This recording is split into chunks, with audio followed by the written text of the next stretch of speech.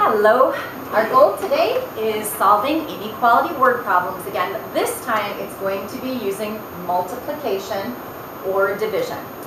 These steps are already in your toolbox when you wrote down the notes in your solving inequality word problems with addition and subtraction, and these steps will stay the same. You're still going to be highlighting the important information. You'll be writing an inequality to represent the situation, solving the inequality, and then writing a solution phrase. So we're going to go over a couple examples to model how to do those 4 steps again using multiplication or division. We're going to start with this problem. The area of a rectangle is greater than 112 meters. If the length is 16 meters, what can be the measure of the width? I am thinking to myself, area is an idea that's important, so I will highlight that. And I'm also thinking to myself, my background knowledge, area is found by taking the length times the width, because I'm taking the area of a rectangle. As we read on, we are seeing some of our key words that indicate what kind of inequality that we're dealing with. So here we see greater than, and that one's a pretty obvious one. We know that greater than means that greater than sign. And then greater than what? Greater than 112 meters. And I know that is the area as it's stated here. As we read on, it told us that the length is given to us. The length is 16 meters. And I noticed that what we don't know is what the width can be. Now, we're not solving an equation for a rectangle that is exactly an area of 112 meters. It just has to be a number that is greater than that amount. So it could be 120 meters, it could be 168 meters, any amount that's greater. So if we use all of the information that we have here, we can start plugging in what we know from the problem with our background knowledge of area.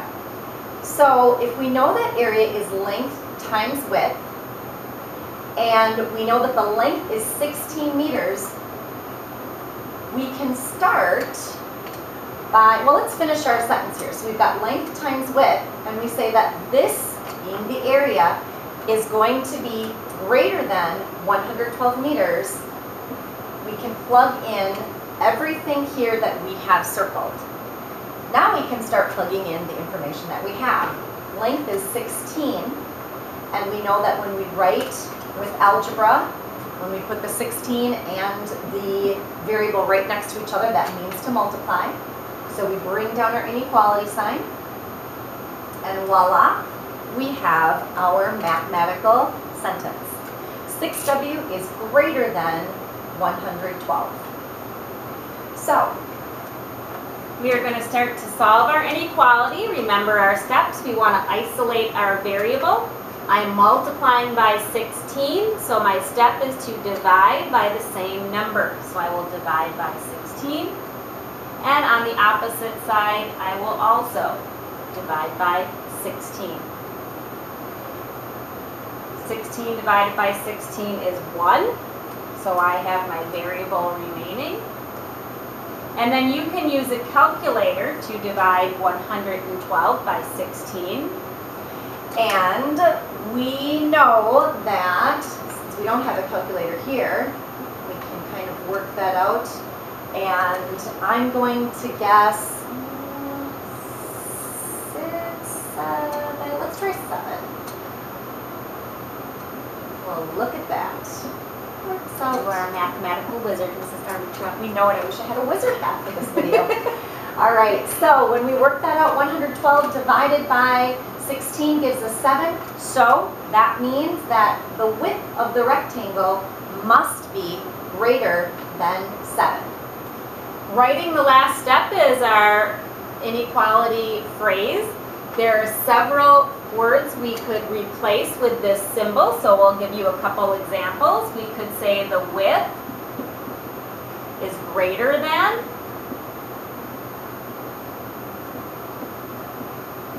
And 7, we need the units on there, Mrs. Armentrout, fill that in.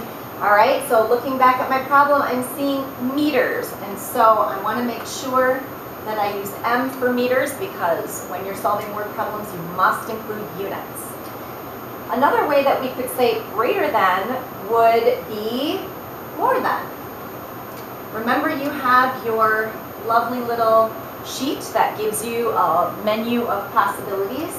So the width is more than 7 meters would work as well.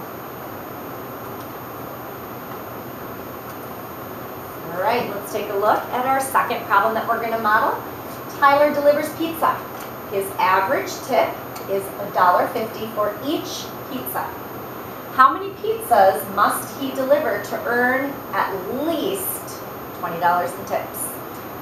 All right, so looking at this, it says we're going to be getting $1.50 for each pizza. So if I delivered 1 pizza, I would get $1.50. What if I delivered 2 pizzas?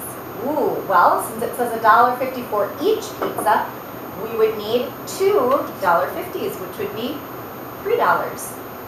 And if I delivered 10 pizzas?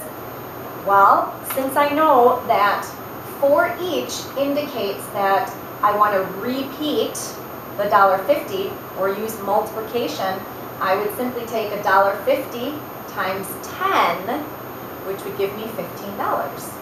So I'm thinking to myself, I'm going to take $1.50 and I'm going to multiply it by how many pizzas I delivered. All right. So if we continue on, we know that we're writing inequalities. So let's look for that language that's going to help us determine if we have a less than equal to, a greater than, or a greater than equal to sign. So here I'm seeing to earn at least. So at least, and then we have our number, $20. So I am thinking at least means the minimum amount. So I want to have this amount or more. So to show that, that means I want more or equal to that amount. Also remember, you have these key words in your toolbox, and if you need to refer back to your list, you can always do that. So it looks like we have our inequality almost written here because I already see $1.50 P, meaning $1.50 for each pizza, so $1.50 times P. So I can write that here. And $1.50 times some number of pizzas is going to give me $20 or more. Because if I have at least $20 in my wallet, that means if I open up my wallet, there's got to be $20, but there could be more than $20. All right, now we're ready to go to our next step, which is solving the inequality. Remember, I want to isolate my variable. I want my variable by itself. I'm multiplying by $1.50. I'm going to divide by the same number. So I will divide by $1.50. And on the opposite side, I will also divide by $1.50. $1.50 divided by $1.50 is 1. P is remaining. And then I have 20 divided by $1.50. Let me grab my calculator. 20 divided by $1.50 is going to give me 13. And then my calculator has all these 3's going on, which indicates to me that I have a repeating decimal. Now, I'm thinking to myself, how do I have 0.3333333 of a pizza? So when I write my phrase, it says that the pizzas have to be greater than or equal to 3 3/10 repeating. How am I going to write that in my phrase? Well, if I have a little over 13 pizzas, I'm not going to deliver a part of a pizza because they'll think I ate some of it while I was on my delivery route. So I want to make sure I round that up to the next complete pizza or whole pizza.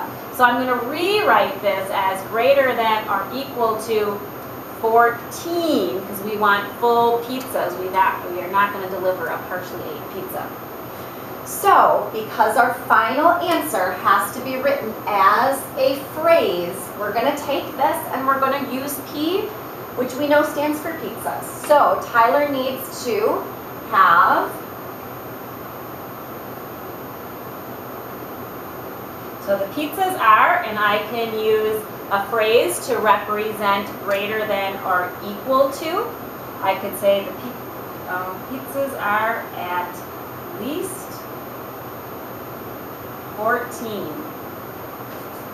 Or I could say there are no less than 14 pizzas. we recommend that you write down both examples to get used to dealing with the different ways that you might see or use these phrases. So make sure in your examples that you have pizzas are at least 14 or no less than 14 pizzas.